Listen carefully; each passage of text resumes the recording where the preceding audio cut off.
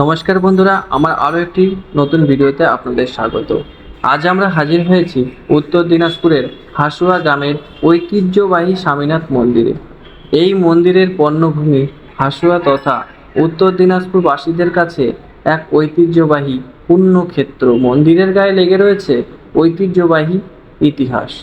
প্রতি বছর বুদ্ধ পূর্ণিমা উপলক্ষে ইটাহারের হাসুয়া গ্রামের স্বামীনাথ মন্দিরের বাৎসরিক পুজো উপলক্ষে এক বিশাল মেলা বসে, যা উত্তর দিনাজপুরের বৃহত্তম মেলা।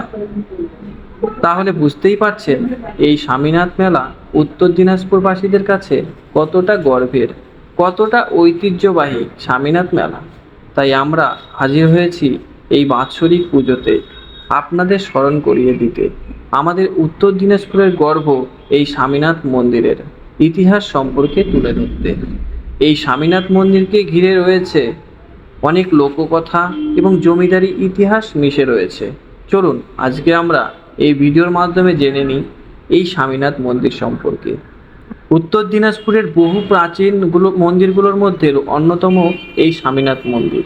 মনে করা হয় প্রায় 400 বছর আগে এই স্থানে কোষ্ঠী পাথরের বিষ্ণু মূর্তি পাওয়া যায়। তবে বর্তমান মন্দিরের আকার রূপ দেন তৎকালীন জমিদার গোপালচন্দ্র রায়চৌধুরী, অর্থাৎ তিনি স্বামীনাথ মন্দিরটি প্রতিষ্ঠাতা করেছিলেন 1321 বঙ্গাব্দে 25শে বৈশাখ।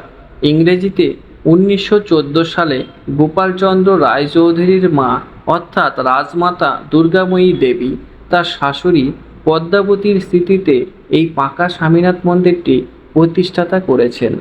তবে আরও অবাক করা ঘটনা হলো, এই মন্দিরটি প্রতিষ্ঠিত হবার আগে জমিদার গোপালচন্দ্র রায়চৌধুরী স্বামীনাথের স্বপ্নদেশ পেয়ে বুদ্ধ পূর্ণিমার দিন তার পুজো শুরু করে।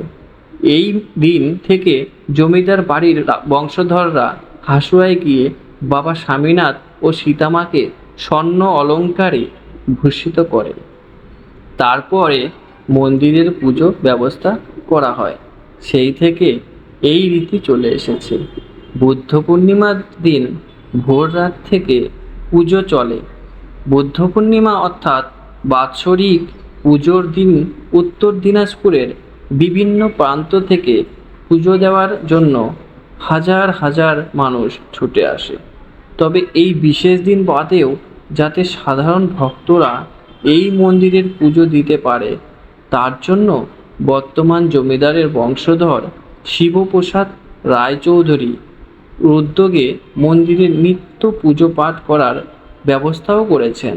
তো নমস্কার বন্ধুরা, এই ভিডিওর মাধ্যমে আপনারা কী কী জানতে পারলেন অবশ্যই একটু কমেন্টে জানাবেন। আর ভিডিওটি যদি ভালো লেগে থাকে তাহলে প্রচুর শেয়ার করবেন এবং লাইক